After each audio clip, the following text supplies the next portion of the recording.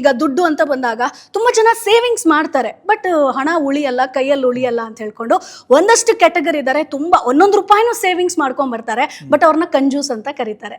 So ಅವ್ರ ಕಂಜೂಸ್ಗಳ ಅಥವಾ ಚಾಲಾಕಿ ಅವರ ಹೆಂಗೆ ಸರ್? ಅವರು ಕಂಜೂಸು ಅಲ್ಲ, ಚಾಲಾಕಿನೂ ಅಲ್ಲ. ಓಕೆ. ಇವತ್ತು ಇರುವೆ ಅಂತ ಒಂದು ಸಣ್ಣ ಜೀವಿ ನೋಡಿ, ಆ ಜೀವಿ ಕೂಡ ನಾಳೆಗಾಗಿ ಅಂತ ಮಳೆಗಾಲನೋ ಚಳಿಗಾಲನೋ ಅಂತ ಹೇಳಿ ಅದು ಹೋಗಿ ಸಣ್ಣ ಸಣ್ಣ ರವೆ ತುಂಡು, ಸಕ್ಕರೆ ತುಂಡು ಅಥವಾ ಏನೋ ಸಿಕ್ಕಿದ್ದನ್ನ ತಗೊಂಡೋಗಿ ತನ್ನ ಗೂಡಲ್ಲಿ ಇಟ್ಕೊಳ್ಳುತ್ತೆ ಅಲ್ವಾ. ಹಾಗಾಗಿ ಸಂಗ್ರಹಣೆ ಅನ್ನೋದು, ಉಳಿಕೆ ಮಾಡಬೇಕು, ಉಳಿಸ್ಬೇಕು ಅನ್ನೋದು ಮೂಲಭೂತವಾಗಿ ಪ್ರತಿಯೊಂದು ಜೀವಿಯಲ್ಲೂ ಭಗವಂತ ಕೊಟ್ಟು ಕಳಿಸಿರುವಂಥದ್ದು. ಹಾಗಾಗಿ ಆ ಉಳಿಸ್ದವನ್ನ ನಾವು ಕಂಜೂಸು ಅನ್ನೋ ಅವಶ್ಯಕತೆ ಖಂಡಿತ ಇಲ್ಲ. ಅವ್ನು ಕಂಜೂಸು ಅಲ್ಲ, ಚಾಲಾಕಿ ಮೊದ್ಲೇ ಅಲ್ಲ. ಚಾಲಾಕಿ ಯಾರು ಗೊತ್ತಾ? ಇತರರ ದುಡ್ಡಿನಲ್ಲಿ ಮೋಜು ಮಾಡೋರನ್ನ ಚಾಲಾಕಿ ಅಂತಾರೆ. ಪಾಪ ತಾನು ದುಡಿದ ದುಡ್ಡನ್ನ ಆತ ಬ್ರಿಕ್ ಬೈ ಬ್ರಿಕ್ ಒಂದು ಕಟ್ಟಡ ಕಟ್ಟಬೇಕು ಅಂತ ಅವನು ಅದನ್ನ ಉಳಿಸ್ತಾ ಹೋದ್ರೆ ಅವ್ನು ಖಂಡಿತ ಕಂಜೂಸ್ ಅಲ್ಲ. ನೀವು ನೋಡ್ತಾ ಹೋಗಿ ಅಂತ ಜನ ಏನಿರ್ತಾರೆ ಗೊತ್ತಾ, ಯಾವುದಕ್ಕೆ ಖರ್ಚು ಮಾಡ್ಬೇಕು ಅದಕ್ಕೆ ಅವ್ರು ಸಂಕೋಚ ಮಾಡ್ತಿರಲ್ಲ.